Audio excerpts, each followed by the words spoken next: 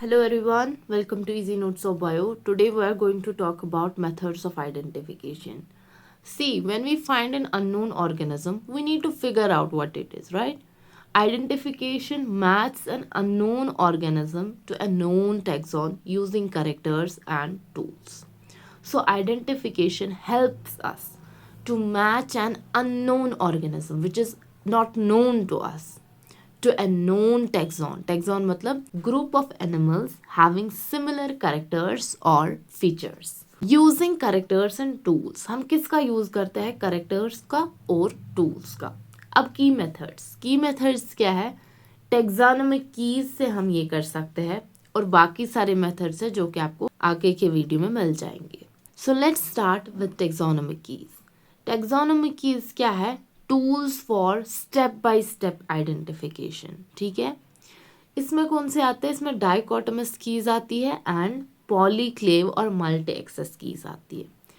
Dichotomous keys में क्या होता है? It's a type of taxonomic की विद पेयर्ड चॉइसेस. इसमें पेयर्ड चॉइसेस होते हैं, मतलब दो चॉइसेस होती है जिसको हम कपलेट्स कहते हैं, leading to an identification through sequential decisions or a series of paired questions with two choices, yes or no. ठीक है, this or that. Example, does it have wings? क्या इस एनिमल के पास या बर्ड के पास विंग्स है? If yes, go to the next step. If no, go to another branch.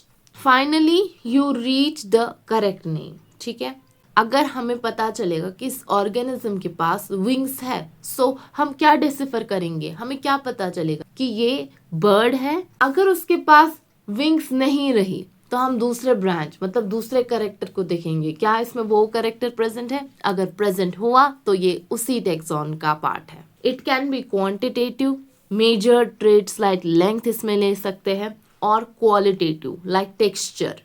Then is polyclave और multi access. ये कंप्यूटर बेस्ड आइडेंटिफिकेशन टूल है. ठीक है, users enter all the traits they see. Example, 8 legs, body hair, spins web.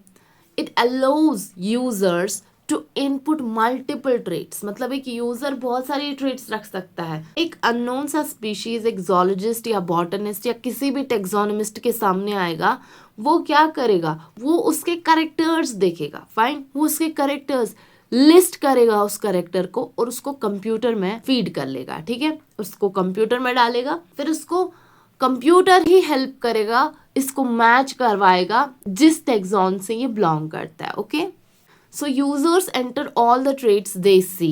Example, 8 legs, body hair, spins web, allowing users to input multiple traits, eliminating mismatch to identify a taxon. Example, entering traits into the polyclave key. Legs 8 has bristles. Spin silk lives in dark corners. The program checks all the species in the database. ठीक है, it eliminates all animals with 6 legs because we mentioned here legs are 8. Eliminates animal without silk gland. जिसके पास silk gland नहीं है उसको eliminate करता है because we said it spins silk. Eliminates aquatic species that don't live in dark corners. Finally, leaving spider as the best match. पहले हमने क्या देखा? की मेथड क्या है आइडेंटिफिकेशन के लिए? Taxonomic keys. अब हम नेक्स्ट देखते हैं morphological and classical methods.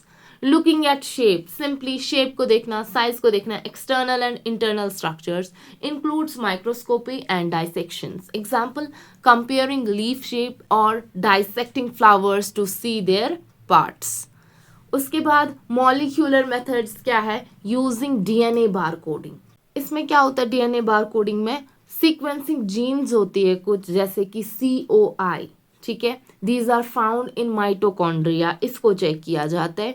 Very useful for organisms that look similar. वो ऑर्गेनिजम्स जो सिमिलर दिखते हैं, ठीक है, उनको हम क्या कहते हैं? Cryptic species. Example, two butterflies may look the same, but DNA shows they are different species.